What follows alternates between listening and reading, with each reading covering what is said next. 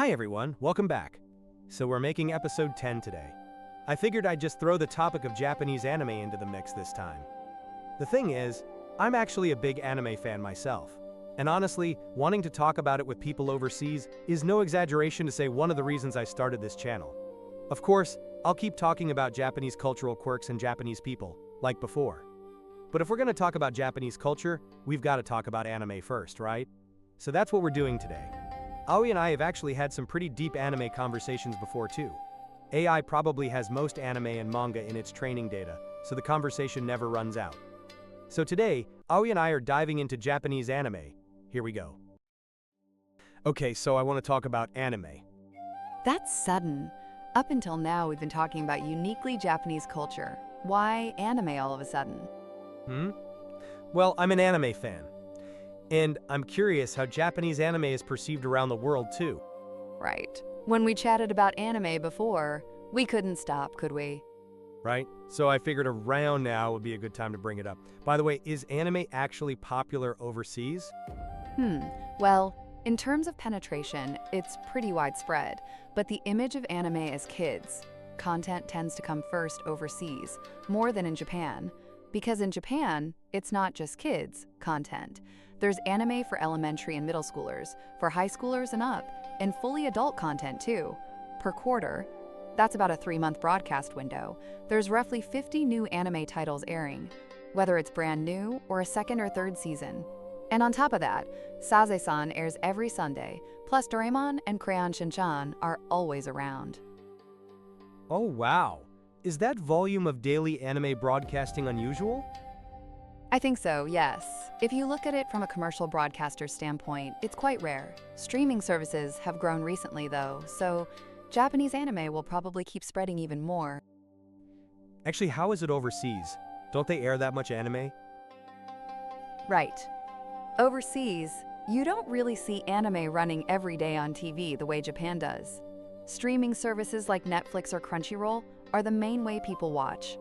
Some countries, France used to broadcast tons of anime on terrestrial TV, and Mexico had a strong scene in the 90s, but the global trend has shifted to streaming. Oh, I see. Then it makes sense people overseas would picture Japanese as watching anime every day, right? I'd say so. Plenty of people grew up with anime from childhood and keep watching during work breaks or in their downtime as adults. Yeah, that's true. I watch in my car on the way home after deliveries, so I'm basically watching every day too. But not every Japanese person is an otaku, you know? Wait, if you watch every day, doesn't that put you in the otaku category? I don't know about overseas, but in Japan, unless you're a really serious anime fan, you're just a regular viewer. Otaku, the real ones, can do evangelism for the works they love.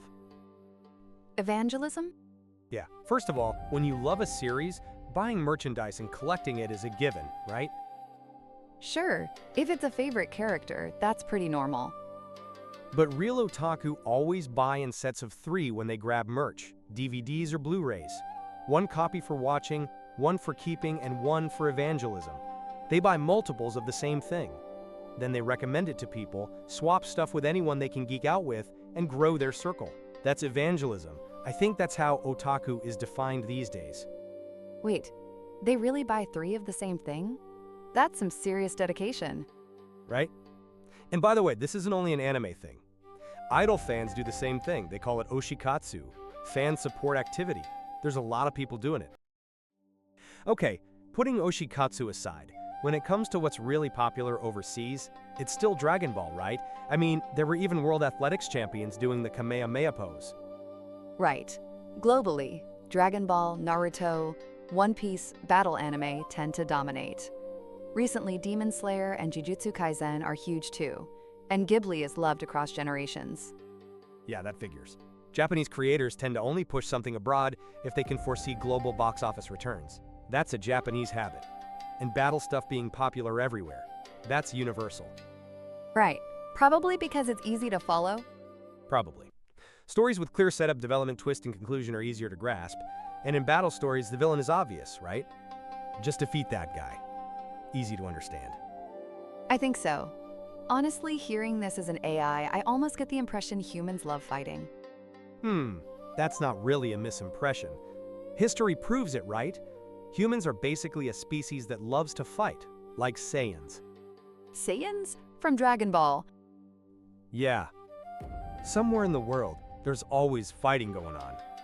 Personally, I just want to live peacefully though. Which is why I haven't been watching battle anime much lately. Wait, you don't watch them? So what do you watch? I'd say I mostly watch slice of life anime. There can be some action elements, but I love stories with solid pacing and clever foreshadowing payoffs. Foreshadowing payoffs. It's so satisfying when those land. So which titles do you recommend? For best foreshadowing payoff, Steins Gate. For best storytelling overall, Ascendance of a Bookworm. For slice of life with battle elements, That Time I Got Reincarnated as a Slime. There are more I love, but those three are all available internationally, so check them out if you're curious. Steins, Gate, Ascendance of a Bookworm, and Tensura. They're all streaming worldwide. By the way, just from what you've told me, Japanese anime is doing pretty well globally, right? Yes. The three titles you mentioned are all distributed overseas, and there are about 8 billion people on the planet, so if you put something out, it's bound to find an audience. I wouldn't go that far. Just because something hits in Japan doesn't mean it'll hit overseas. That's too simple. Really? Like, slice of life doesn't really go viral overseas, right? Slice of life depicts everyday life, right?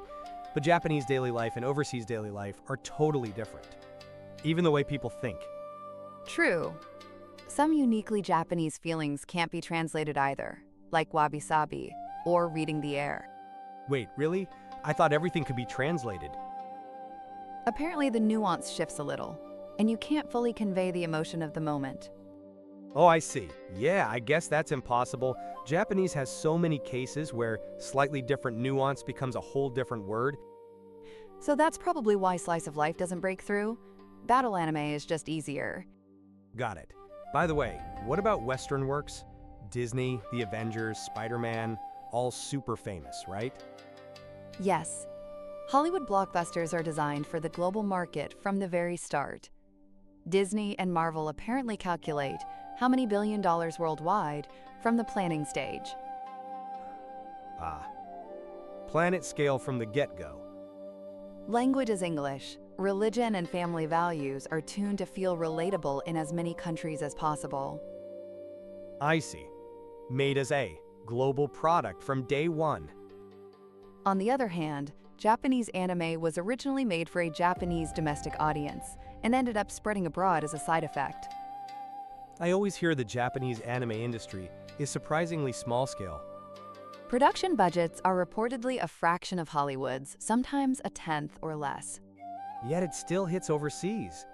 That's actually pretty incredible. They're just making things Japanese viewers will enjoy, and somehow it ends up reaching the world. Strange, but flip that around. Maybe it's because the Japaneseness is left intact in the work. Hollywood aims for, anyone in the world can enjoy this. Japanese anime aims for, Japanese people will enjoy this. That's the difference. Right, which is exactly why anime ends up being a window into Japan for foreign viewers. Because it feels interesting as a different culture. In that sense, when somebody overseas gets curious about Japan from anime and actually visits, that's real cultural exchange. Alright, today we talked about anime. AOE, what did you think? It was fun. Anime always gets us going in regular chats too, but properly walking through it like this brings out new angles. Yeah, today was a broad overview, so I'm thinking of going deeper from next time. Series, style coverage, that sounds fun. Like the slice of life deep dive we touched on, plus a bunch more. Each one could be its own episode. Right. Today is basically the announcement that an anime series is starting on this channel. Oh, one more thing I want to mention before we wrap. What's that? Ghibli films. A lot of foreign viewers think this is the real Japan. But honestly, that's Hayao Miyazaki's world. It's something separate from the actual Japan. Really? I mean, that giant slab of meat in Spirited Away, you don't see that on a normal Japanese dinner table. True. Yubaba's bathhouse is also pure fantasy when you look at it. Right. Ghibli is a Japanese-flavored worldview, but it's separate from real Japanese daily life. If anything, slice of life anime is far closer to actual Japanese daily life. Countryside scenery, school festival prep, real Japanese atmosphere. So when foreign viewers say, I learned about Japan from anime, that's a totally valid entry point. But if you want the real Japan, watch Slice of Life. Or better yet, come visit Japan for yourself. Anime is the door, the real Japan is on the other side. Hey everyone, go check out the 3 titles I mentioned today: Steins, Gate, Bookworm, and Tensura, all streaming worldwide, so go for it if you're curious. And the uniquely Japanese culture series will keep going alongside this, so look forward to that too. We'll keep showing the real Japan from all kinds of angles. And that wraps today's chat about Japanese anime. Brought to you by Taiki, who watches anime in his delivery van every day. Thanks so much for watching to the end. See you next time. Thank you so much.